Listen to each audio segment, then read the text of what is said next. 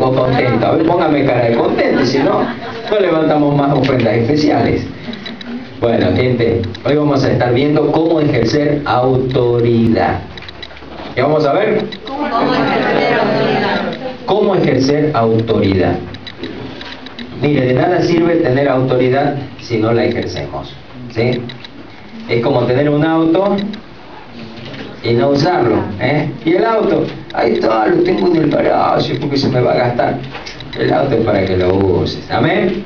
Es como tener una capacidad y no explotarla. ¿Cuántos tienen capacidades acá?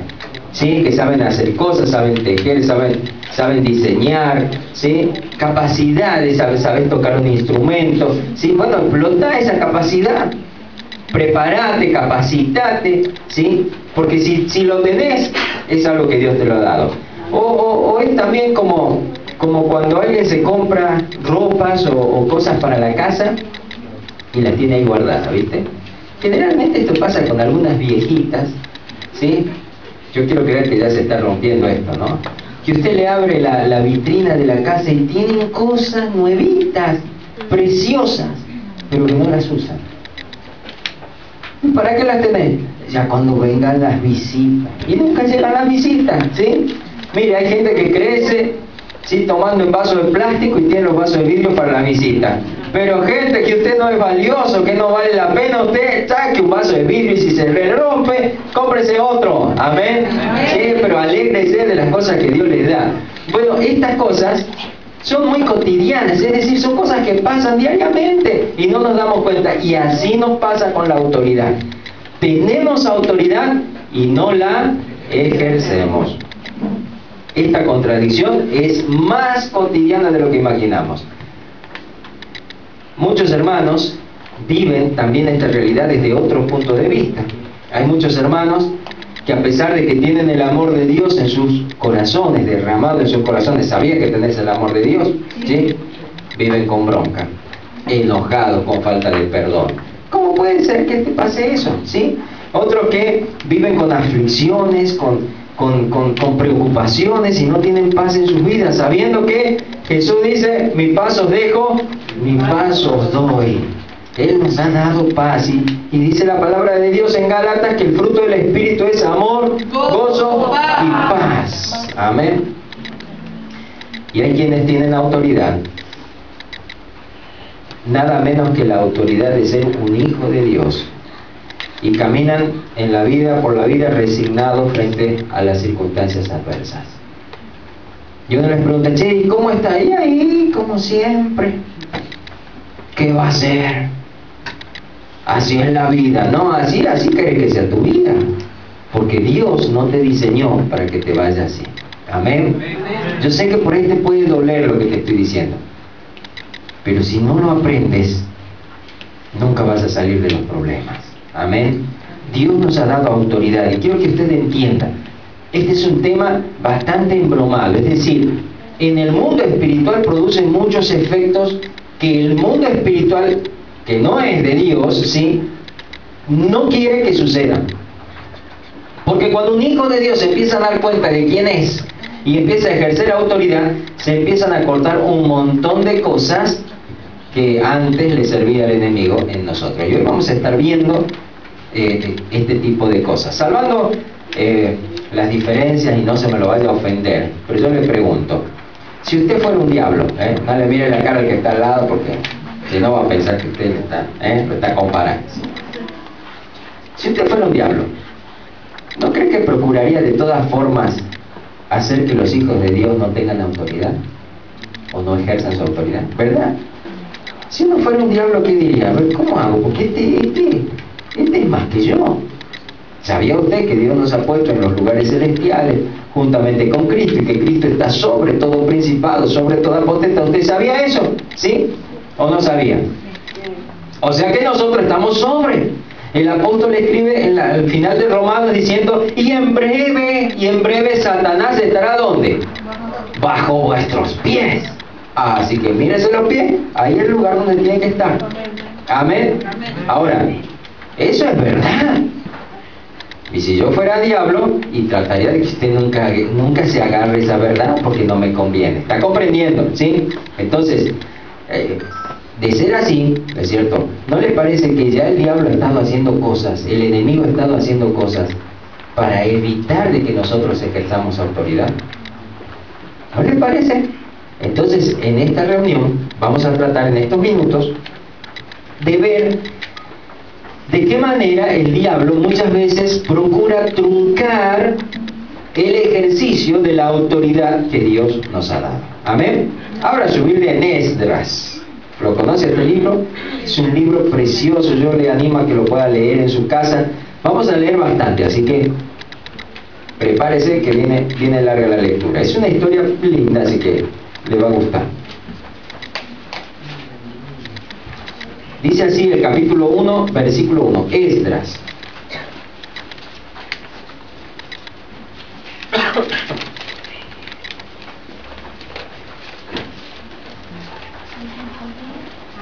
Ya lo tienen. Dice así: en el primer año de Ciro, rey de Persia, para que se cumpliese la palabra de Jehová por boca de Jeremías, despertó Jehová el espíritu de Ciro, rey de Persia, el cual hizo pregonar de palabra y también por escrito por todo su reino, diciendo: así ha dicho Ciro, rey de Persia: Jehová, el Dios de los cielos, me ha dado todos los reinos de la tierra, y me ha mandado que le edifique casa en Jerusalén, que está en Judá. Quien haya entre vosotros de su pueblo, sea Dios con él, y suba a Jerusalén, que está en Judá, y edifique la casa de Jehová, Dios de Israel. Él es Dios, la cual está en Jerusalén. Imagínense, un hombre temerario, Ciro, un emperador, un rey, un hombre que ni tenía a Dios, de pronto Dios mueve su corazón, su espíritu. Gente, no le tenga miedo a la gente, porque Dios está en el control de las cosas. Amén. ¿Quién le había movido el corazón a este rey? Dios. Y este rey, ¿qué hizo? Un decreto. Y mire lo que hizo. Hizo que se construyera la casa de Dios. Y mira lo que dice, versículo 4. Y a todo el que haya quedado en cualquier lugar donde more, ayúdenle los hombres de su lugar. ¿Cómo le tenían que ayudar? Mira vos, con plata, oro, bienes y ganados, además de ofrendas voluntarias para la casa de Dios, la cual está en Jerusalén. Así que, para que usted tenga una idea, el pueblo de Dios está cautivo en otra ciudad. Y el rey de esa ciudad les dice, hace un decreto: este es el tiempo de edificar la casa de Dios. Así que a todos los que están y que son del pueblo de Dios, van a ir y van a edificar la casa. Y a los que están alrededor de ellos, que no son del pueblo de Dios, les manda que les hagan ofrenda. Así que imagínense cómo estaban los judíos. El vecino venía: mirá, acá por decreto del rey te vengo a dar todo el oro que está en mi casa para que edifique la casa de Dios. Se fueron llenos de bienes. ¿Sí? Versículo 5. Entonces se levantaron los jefes de la casa paterna de Judá y de Benjamín, y los sacerdotes y levitas. Todos... Espere que me perdí. A ver. Todos aquellos cuyo espíritu despertó Dios para subir a edificar la casa de Jehová, la cual está en Jerusalén. Qué hermoso, ¿no? Cuyo espíritu despertó Dios. Y todos los que estaban en sus alrededores les ayudaron con plata y oro, con bienes y ganado y con cosas preciosas, además de todo lo que se ofreció voluntariamente. O sea que era doble la cosa, ¿no? Y el rey Ciro sacó los utensilios de la casa de Jehová que Nabucodonosor, ¿se acuerdan de Nabucodonosor? Sí. Que había sacado de Jerusalén y los había puesto en la casa de sus dioses. Los sacó pues Ciro, rey de Persia, por mano de Mitrídates tesorero, el cual los dio por cuenta de Sesbazar, príncipe de Judá. Y esta es la cuenta de ellos: 30 tazones de oro, 1000 tazones de plata, 29 cuchillos, 30 tazas de oro y otras 410 tazas de plata y otros 1000 utensilios. Todos los utensilios de oro y de plata eran 5400. Bastante, ¿no? Todos los hizo llevar Sesbazar con los que subieron del cautiverio de Babilonia a Jerusalén. capítulo 3, versículo 1, ¿sí? ¿Qué va aprendiendo de esta historia? Hay un pueblo cautivo, años de cautividad. De pronto, una mañana, se encuentran con una noticia hermosa. El rey que nos había llevado cautivo, ahora hizo un decreto y ordena que vayamos todos los judíos a construir la casa de Dios. Pero además, no solo eso, sino ordenó que todos nuestros vecinos nos den oro, plata, cosas preciosas y ofrendas voluntarias para que vayamos y edifiquemos la casa de Dios. Qué bárbaro, ¿no? Mira qué historia. Capítulo 3. Cuando llegó el mes séptimo, y estando los hijos de Israel ya establecidos en las ciudades, se juntó el pueblo como un solo hombre en Jerusalén. Entonces se levantaron Jesúa, hijo de Josadac, y sus hermanos los sacerdotes, y Zorobabel, hijo de Salatiel, y sus hermanos, y edificaron el altar del Dios de Israel, para ofrecer sobre el holocausto, como está escrito en la ley de Moisés, varón de Dios. Yo me imagino aquello de lo que habrá sido cuando se pusieron a edificar. Lo primero que edificaron, ¿qué fue? El altar. No se olvide, lo primero que hay que edificar, ¿qué es? El altar. Bien. Y colocaron el altar sobre su base, versículo 3, porque tenían miedo de los pueblos de la tierra, y ofrecieron sobre el holocaustos a Jehová. ¿Qué tenían? Miedo. ¿Pero qué no tenían un decreto que los favorecía? ¿Verdad que tenían un decreto que los favorecía? ¿Pero qué tenían? Miedo. Dale un codacito al que está al lado.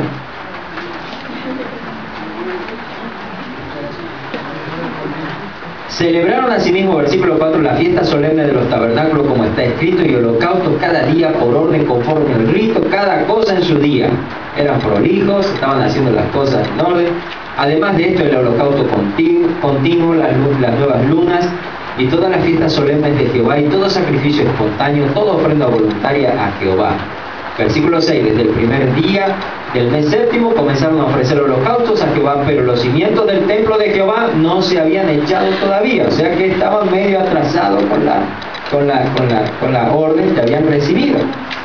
Y dieron dinero a los albañiles, versículo 7, y carpinteros, asimismo comida, bebida, aceite, a los sidonios y tirios, para que trajesen madera de cedro desde el Líbano por mar a Jope, conforme a la voluntad de Ciro, rey de Persia, acerca de esto. O sea que el rey incluso había dicho de dónde iban a traer la madera y cómo la iban a traer. En el año segundo de su venida a la casa de Dios en Jerusalén, en el mes segundo, versículo 8, o sea que ya han pasado 2 años, ¿sí? Comenzaron Zorobabel, hijo de Salatiel, Jesúa, hijo de Josadac, y los otros sus hermanos, los sacerdotes y los levitas y todos los que habían venido en la cautividad a Jerusalén, y pusieron a los levitas de 20 años arriba para que activasen la obra de la casa de Jehová. Jesúa también, sus hijos, sus hermanos, Cadmiel y sus hijos, hijos de Judá, como un solo hombre, asistían para activar a los que hacían la obra en la casa de Dios, junto con los hijos de Henadad, sus hijos y sus hermanos levitas. Y cuando los albañiles, escucha bien lo que dice, cuando los albañiles del templo, entonces ya había pasado 2 años, ¿sí?, de Jehová, echaban los cimientos, pusieron a los sacerdotes vestidos de sus ropas y con trompetas, y a los levitas, hijos de Asaf, con címbalos, para que alabasen a Jehová según la ordenanza de David, rey de Israel. Y cantaban alabando y dando gracias a Jehová, diciendo, mira lo que decían, porque Él es bueno, porque para siempre su misericordia sobre Israel. Y todo el pueblo aclamaba con gran júbilo, alabando a Jehová, porque se echaban los cimientos de la casa de Jehová. ¿Cómo decía la canción que cantaban? Porque Él es bueno. Porque Él es bueno, porque para siempre su misericordia sobre Israel. No me sale una música, si no ya le pongo, ¿no? Pero estaría bueno ponerle música. Vamos al capítulo 4. Entonces, viene el primer capítulo que hemos leído, un decreto, los favorece, van a edificar la casa. Capítulo 3, en el mes séptimo, ponen el cimiento, estaban con miedo, ponen el cimiento, echan el cimiento, ponen sobre sus bases el altar, y empiezan a ofrecer los rituales que hacían los judíos. Estaban con miedo. Recién pasan 2 años y dicen, bueno muchachos, vamos a pagarle los albañiles para que empiecen a trabajar. Y cuando lo hacen, ahí se alegran y ponen los sacerdotes vestidos con sus ropas sacerdotales, con címbalos, y empiezan a cantar, porque Él es bueno, porque para siempre es su misericordia. ¿Sí? Bueno, vamos al capítulo 4. Le dije que vamos a leer bastante, ¿no? Oyendo los enemigos de Judá y de Benjamín que los venidos de la cautividad edificaban el templo de Jehová, Dios de Israel, vinieron a Zorobabel y a los jefes de casa paterna y les dijeron, mira lo que le dijeron los enemigos: edificaremos con vosotros, porque como vosotros buscamos a vuestro Dios. Siempre te dicen, ¿viste? Si creemos en el mismo Dios. No sé cuál creerá vos, pero el que yo creo no es igual al tuyo.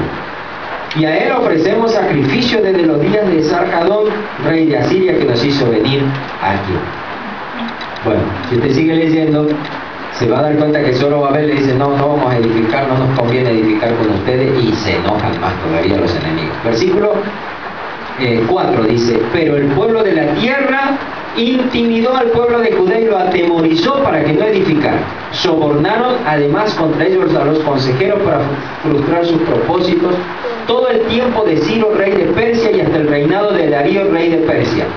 Y en el reinado de Asuero, del principio de su reinado, escribieron acusaciones contra los habitantes de Judá y de Jerusalén. También en días de Artajerjes escribieron Bislán, Mitrídates, Tabeel y los demás compañeros suyos a Artajerjes, rey de Persia, y la escritura y el lenguaje de la carta era en arameo. Rehum, canciller, y Simsai, secretario, escribieron una carta contra Jerusalén al rey Artajerjes.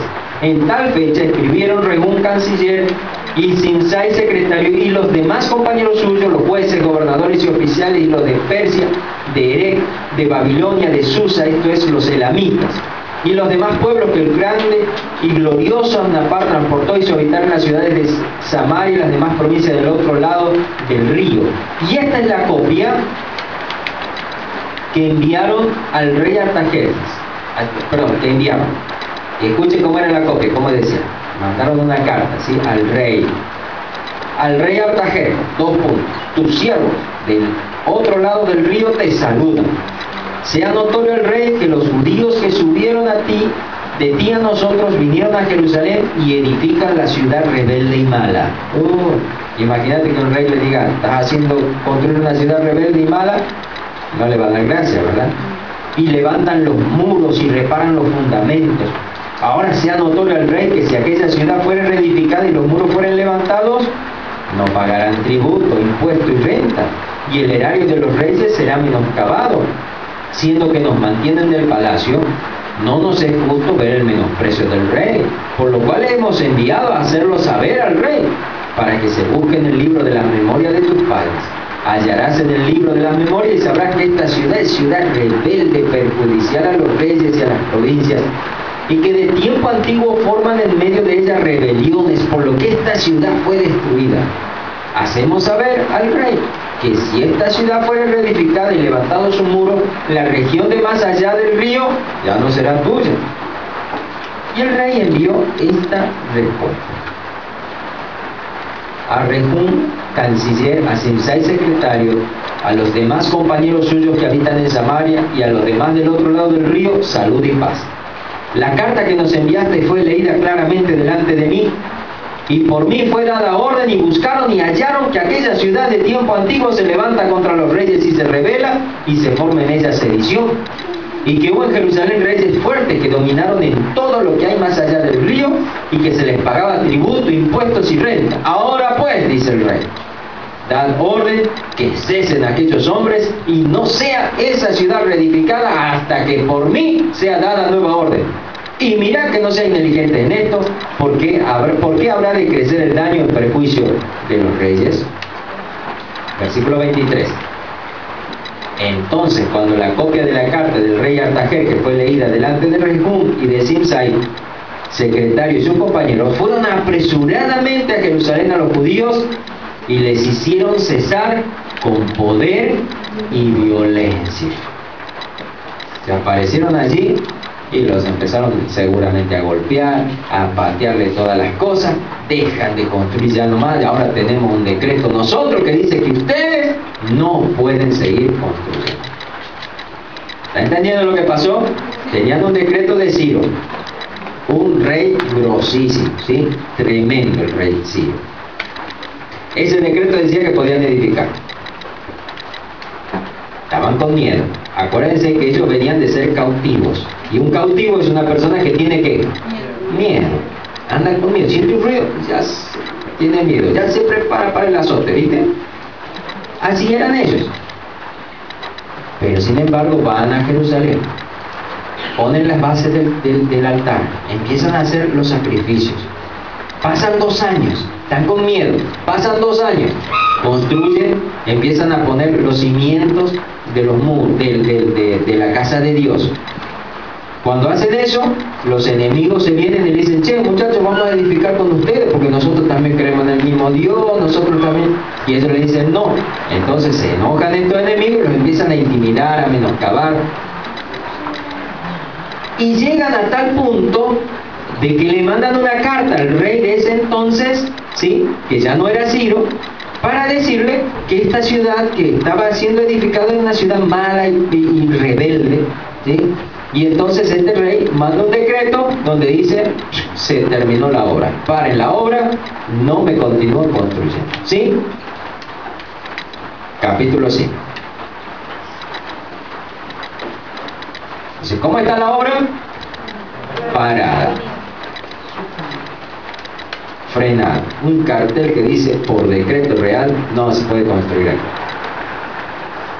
Profetizaron Ageo y Zacarías, hijo de Ido, ambos profetas, a los judíos que estaban en Judá y en Jerusalén, en el nombre del Dios de Israel, quien estaba sobre ellos. En algún momento vamos a hablar sobre Ageo y Zacarías, porque Ageo tiene mucho que ver con el comienzo de esta congregación. ¿Sabía usted?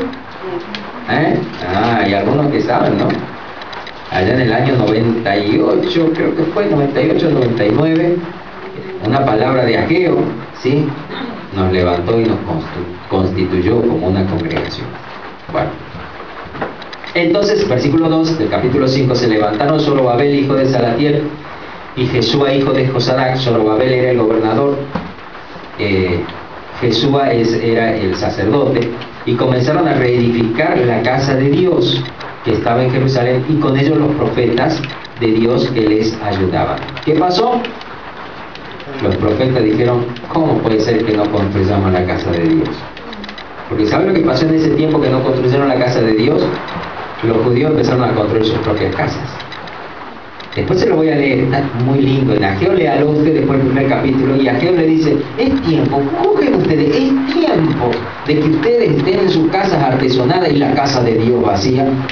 Y dice que Dios le despertó el espíritu a todos y empezaron a levantarse y a construir de nuevo la casa de Dios. Y obviamente se enojaron los enemigos, que estaban contentos que los judíos ya no hacían nada.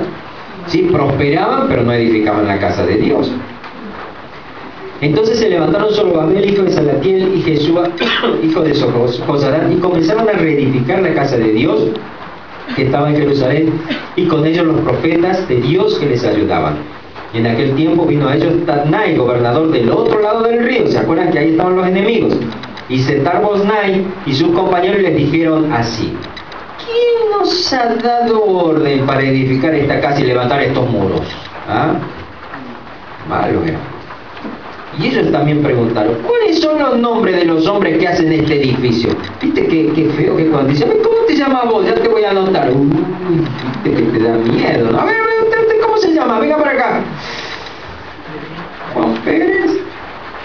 Y ellos también preguntaron: ¿cuáles son los nombres de los hombres que hacen este edificio? Mal, los ojos de Dios estaban sobre los ancianos de los judíos. Qué hermoso. Y no les hicieron cesar hasta que el asunto fuese llevado a Darío. Y entonces parece que fueron a Darío, y Darío hizo preguntar: ¿qué pasa con esto, con lo que me están diciendo, con lo que los acusan? Y entonces respondieron por carta sobre esto.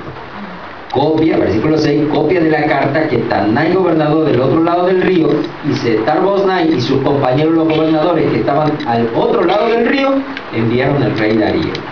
Le enviaron carta y así estaba escrito en ella. Ya hay otro rey, ¿viste? Y este rey se llamaba Darío, rey de Persia. Al rey Darío toda paz. Versículo 8. Sea notorio el rey que fuimos a las provincias de Judea, a la casa del gran Dios, la cual se edifica con piedras grandes y ya los maderos están puestos en las paredes y la obra se hace deprisa y prospera en sus manos. Entonces preguntamos a los ancianos diciéndole, ¿quién nos dio orden para edificar esta casa y para levantar estos muros? Y también les preguntamos sus nombres para hacértelo saber. Qué tremendo, ¿no? Para escribirte los nombres de los hombres que estaban a la cabeza de ellos, y nos respondieron diciendo así: nosotros somos siervos del Dios del cielo y de la tierra. ¿Quiénes eran? Identidad, ¿no? Ya no eran los que venían de la cautividad. Nosotros tenemos un decretito de Darío, deje no construir, amigo, no, deje no que caiga. No. Acá estamos los siervos de Dios. Tenían una palabra profética. Ahora, Dios les había dicho a construir mi casa. Amén. Y ellos estaban así. ¡Wow! ¡Qué hermoso que es! Dice, ¿quién nos dio? Y también le preguntaron, y nos respondieron, dice versículo 11, nosotros somos siervos del Dios del cielo y de la tierra, y reedificamos la casa que ya muchos años antes había sido edificada, la cual edificó y terminó el gran rey de Israel. Mas después que nuestros padres provocaron a ira al Dios del cielo, Él los entregó en manos de Nabucodonosor, rey de Babilonia, caldeo, el cual destruyó la casa y llevó cautivo al pueblo a Babilonia. Pero en el año primero de Ciro, rey de Babilonia, el mismo rey Ciro dio orden para que esta casa de Dios fuese reedificada. También los utensilios de oro y de plata de las casas de Dios que Nabucodonosor había sacado del templo que estaba en Jerusalén y los había llevado al templo de Babilonia. El rey Ciro los sacó del templo de Babilonia y fueron entregados a Sesbazar, a quien había puesto por gobernador, y le dijo: toma estos utensilios, ve y llévalos al templo que está en Jerusalén y sea reedificada la casa de Dios en su lugar. Entonces Sesbazar vino y puso los cimientos de la casa de Dios, la cual está en Jerusalén, y desde entonces hasta ahora se edifica y aún no está concluida. Y ahora, si al rey parece bien, búsquese en la casa de los tesoros del rey que está allí en Babilonia, si es así, que por el rey Ciro había sido dada la orden para reedificar esta casa de Dios en Jerusalén, y se nos envía a decir la voluntad del rey sobre esto. Entonces el rey Darío dio la orden de buscar en la casa de los archivos, donde guardaban los tesoros allí en Babilonia. Y fue hallado en Nacmeta, en el palacio que está en la provincia de Media, un libro en el cual estaba escrito así: Memoria. En el año primero del rey Ciro, el mismo rey Ciro dio orden acerca de la casa de Dios, la cual estaba en Jerusalén, para que fuese la casa reedificada.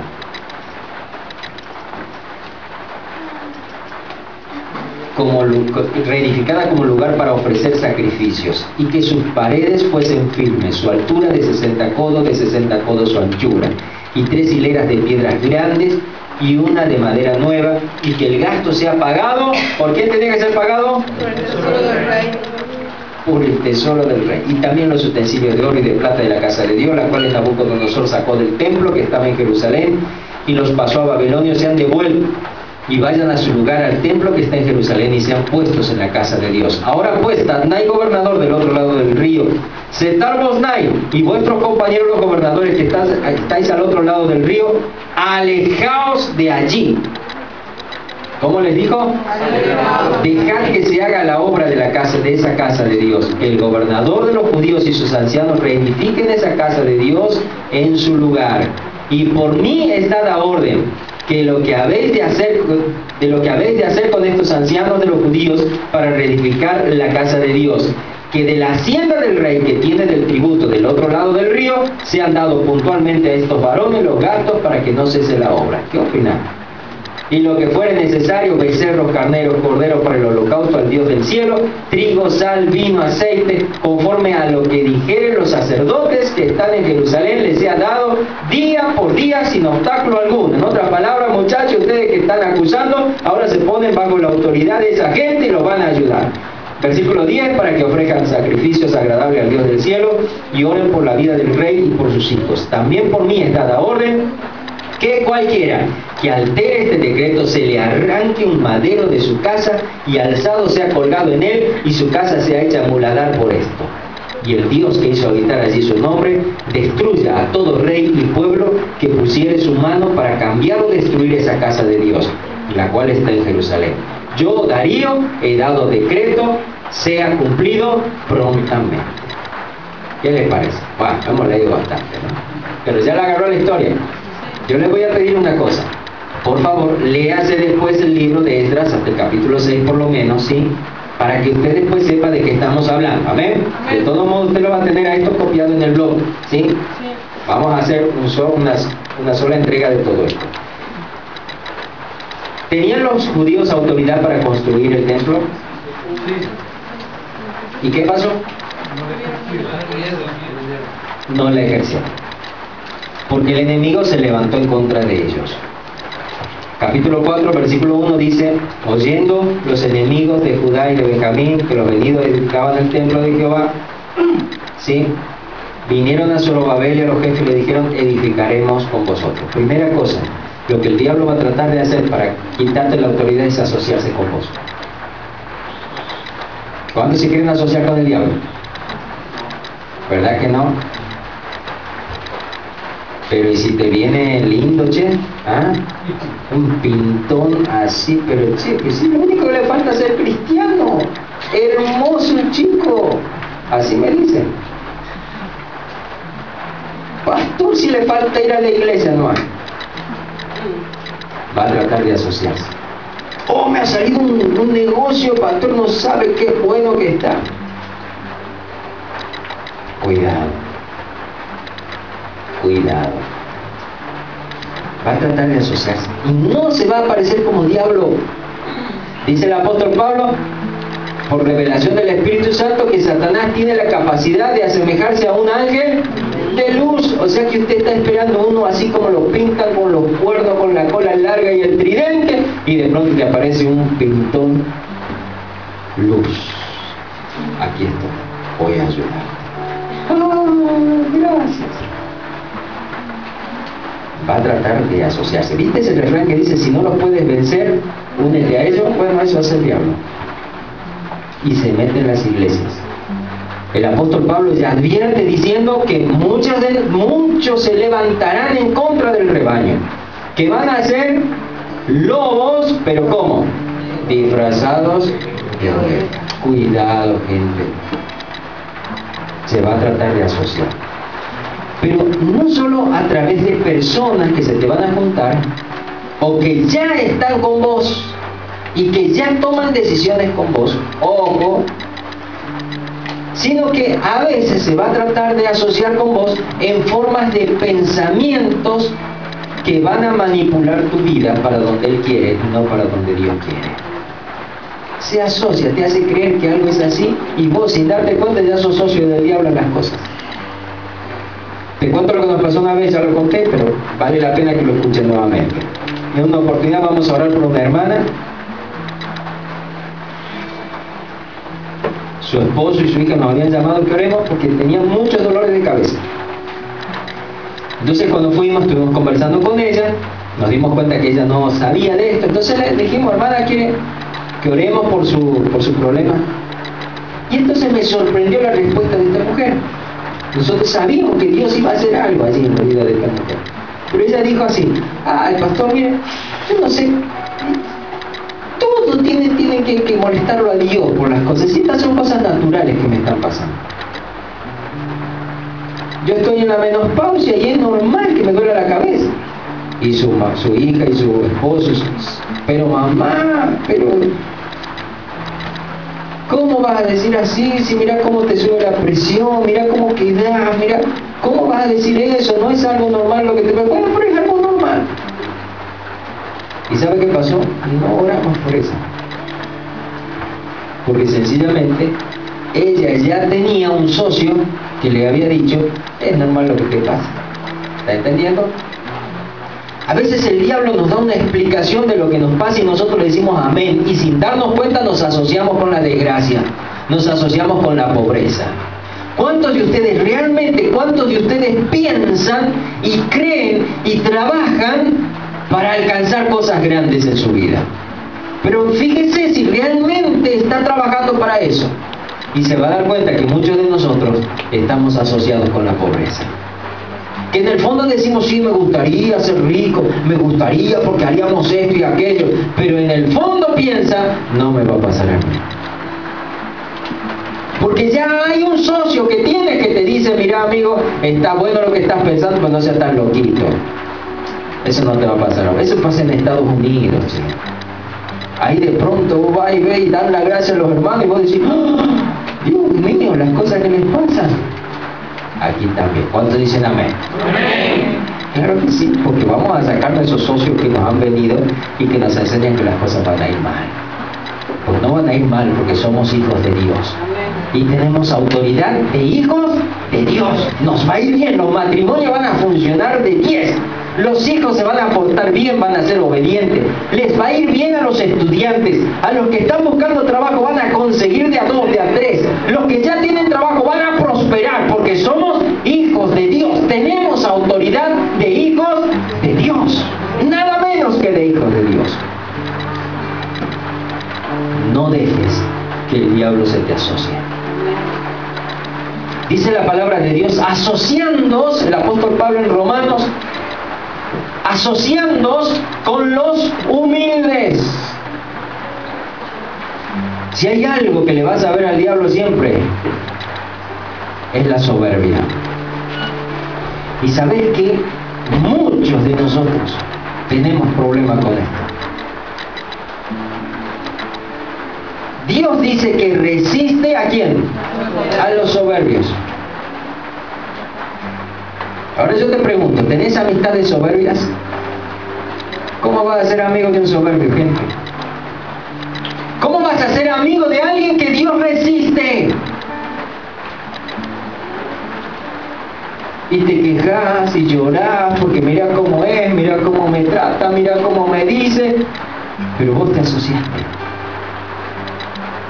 Gente, abramos los ojos.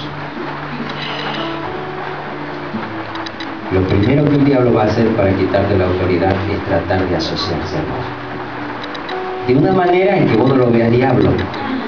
De una manera razonable. ¿Me entiendes? Y se asoció con vos. Gente querida, el Señor Jesús dijo, el que no dejare padre y madre por causa de mí, no es digno de ser mi discípulo. Amén. Es decir, que yo tengo que aprender en primer lugar a ver mi familia. Che, estamos, porque la primera relación que vos tenés es tu familia. Tu familia está caminando conforme a Dios o no está caminando conforme a Dios. Cuando el Señor nos llama a aborrecer es desechar. No nos está llamando en el sentido de tratar mal, de favorecer a alguien, pero sí a que podamos nosotros desarrollar una relación que no nos dañe la relación que tenemos con nuestro Dios. Amén. Cuando yo desarrollo ese tipo de relación, pues entonces voy a ver que mi relación con Dios se va a ver afectada. Gracias.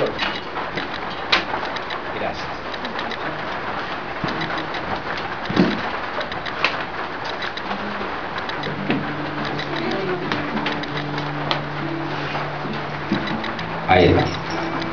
Cuando yo desarrollo ese tipo de relación con gente que en el fondo tienen cosas que no son de Dios, mi relación con Dios se va a ver afectada. ¿Me está entendiendo? Mi ejercicio de autoridad se va a ver truncada. Y voy a querer hacer las cosas de Dios y sencillamente no lo voy a poder hacer. Voy a querer alcanzar los sueños de Dios y no los voy a poder alcanzar. ¿Sabes por qué? Porque me asocié mal. Si algo nos pasó como pastores en la iglesia, es algo que por ahí a muchos pastores no les gusta, pero que usted lo tiene que aprender. Un pastor no solo es aquel que cuida las ovejas, sino que también aquel que agarra la vara y le da un garrotazo al lobo, ¿verdad? Pues así, por la gracia de Dios, procuramos ser aquí. Y muchas veces nos tocó dentro de la iglesia correr a los lobos. ¿Saben? Si no enfrentamos lo malo, si no confrontamos al que está mal, entonces vamos a terminar viviendo, recibiendo en nosotros la maldad que tiene esa persona. Yo voy a parar acá. Vamos a ver el próximo domingo otra acción del diablo, que es la intimidación, la atemorización, el soborno, la frustración, cómo persevera, cómo acusa a los hijos de Dios. Pero hoy quisiera que sencillamente te lleves a la casa la tarea de meditar. ¿Con quién te asociaste? ¿Quiénes te dan letra aquí en la mente a la hora de pensar en las cosas de Dios? ¿Estás pensando realmente lo de Dios? ¿O ya tienes condicionamientos adentro que no te dejan alcanzar las cosas que Dios quiere que alcances? ¿Me estás comprendiendo lo que te digo? Lo primero que va a hacer el diablo cuando vos querés construir la casa de Dios, construir la presencia de Dios, establecer lo de Dios en tu vida, en tu casa, es aparecerte y decirte: che, yo también creo en Dios, te voy a ayudar. No consientas. No consientas. Amén. No consientas. Y no tengas miedo de decir no. No tengas miedo de frenar. No tengas miedo de frustrarle los planes al enemigo. Porque para eso estás. Amén. Cierre sus ojos un momento. Padre amado, precioso, he entregado esta parte de tu palabra. Y mi oración, Señor, es que todos juntos podamos mirar desde los ojos de tu Espíritu cómo están nuestras vidas, con quién estamos asociados, qué ligaduras tenemos, Señor, o hemos permitido que nos quitan autoridad. En el nombre de Jesús, manifiéstate, Espíritu Santo.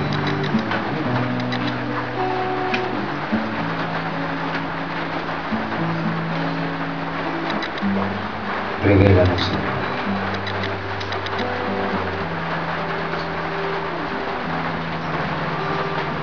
Guíanos en el ejercicio de nuestra mente, Señor. Guíanos. Desde nuestro espíritu, Señor, guíanos. Háblanos. Transfórmanos.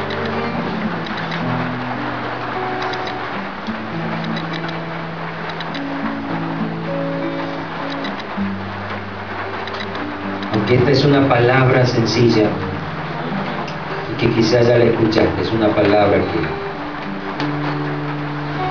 que apunta a desequilibrar muchas cosas con las que aprendiste a vivir. Yo quiero invitarte en esta hora a tomar una decisión de poderle decir no a todo aquello que no viene de Dios. Vos no vas a poder construir la autoridad y ejercer tu autoridad si seguís afectado, ligado a cosas que no vienen de Dios. No se puede. Si no estás preparado para decirle no a Satanás, entonces no vas a poder construir las cosas de Dios.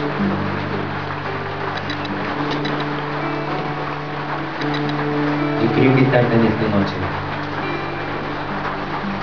a que si en tu vida está esta convicción de decir, bueno, yo a partir de hoy quiero edificar lo de Dios en mi vida, puedas tomar el compromiso de decirle no a Satanás en todas las áreas de tu vida. Y si es así, yo te invito en una actitud de fe a ponerte de pie. Y al ponerte de pie decirle no a toda clase de enemigo. Porque con los enemigos no se construye, con los enemigos se destruye. Espíritu Santo, trae revelación ahora.